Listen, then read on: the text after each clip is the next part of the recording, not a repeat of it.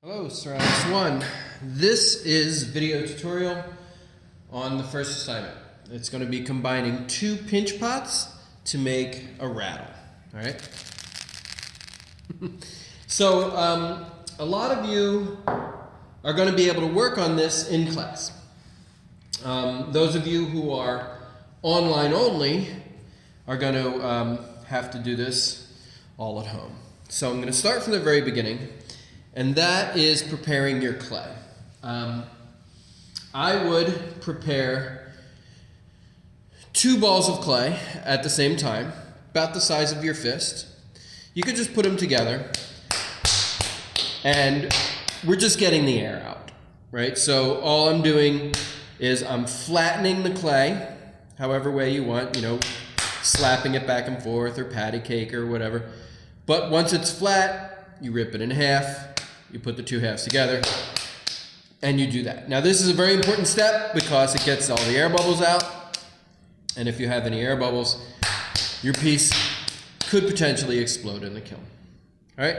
So once your clay is prepared, the next thing I'm going to ask you to do, and this is before you even start the 2 halves of the pinch pot, is make the rattle part for the inside. And so all you're really going to have to do is just rip off little bits of clay and roll them into balls, or you can pinch them into squares if you want, or it doesn't really matter what shape. I mean, a different shape may make a different sound, but you're going to have to make at least half a dozen. You can make up to 2 dozen if you want. And various different sizes too, it doesn't really matter. But the thing is you have to set these aside to dry. Because if I gather these up and put them inside the form that we're going to make, as soon as they touch each other, you can see they're going to stick. Right? I didn't even have to do much, and they're all stuck together. So they're not really going to make a good rattle sound. Whereas if you let them dry, see, these have already changed color, they're bone dry. If I gather them up, they don't stick. And that's what's going to rattle around inside your form to make the noise. So it's very important that you make these ahead of time and set them aside to dry. Now, don't set them aside all stuck together. So you're going to have a space where you can just leave them for, a couple hours while they naturally sort of, the water evaporates and dries. All right? So that's the first step, is making the rattle part. The second step is to go ahead and take your clay, half of your prepared clay, and make it into a ball, and make sure that there's no creases. This has all been covered in other videos that we saw, so I'm really just going to go over this really quickly. And then make a pinch pot. You stick your thumb in, you take your 4 fingers, and you pinch and turn, pinch and turn, pinch and turn, pinch and turn.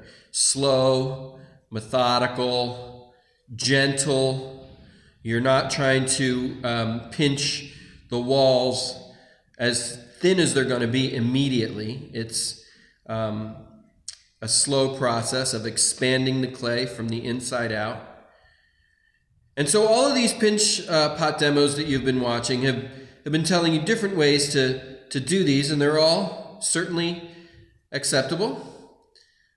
The important thing for this assignment is that you're going to make 2 pinch pots, and the lip of the pots have to match. All right, so if I am making 2 pinch pots, I can do both at the same time, and periodically, from time to time, I will match them up to make sure that they are the right size. All right. So I want the walls to be thin and even and consistent. So I'm just going to go slow and take some time here and do it proper, right? And so once that's done, I have a choice. If I want to put some stamps on these or press some texture in, now's the time to do it. Because as they get harder, as they dry, the clay is going to not take an impression as well.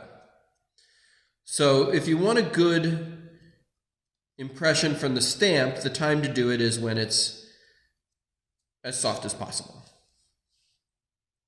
All right, so some things you might have at home, which are pretty simple to make texture, is a pen cap, perhaps. And so when you're making texture, you have one hand on the inside, you have the tool on the outside, and you just press, all right? And it's going to be, again, a slow process. You don't rush these things.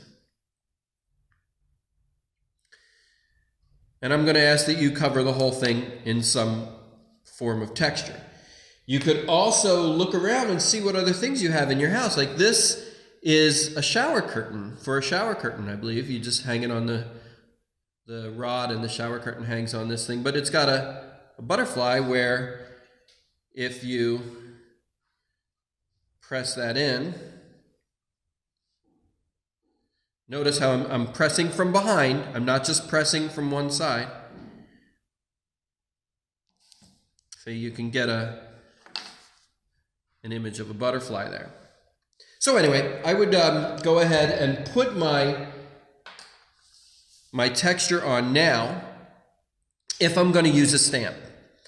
If my goal is to carve the texture in, I would wait because this is too soft to carve. But in any case, this is our first step, is to make the two pinch pots, make sure the lips line up, and to make the rattle part on the inside and have them dry separately. You want these to be as dry as possible. You want to wrap these up in plastic and let them sit for a few days to get what's called leather hard. You do not want these to be bone dry. All right? So I'll show you the next step.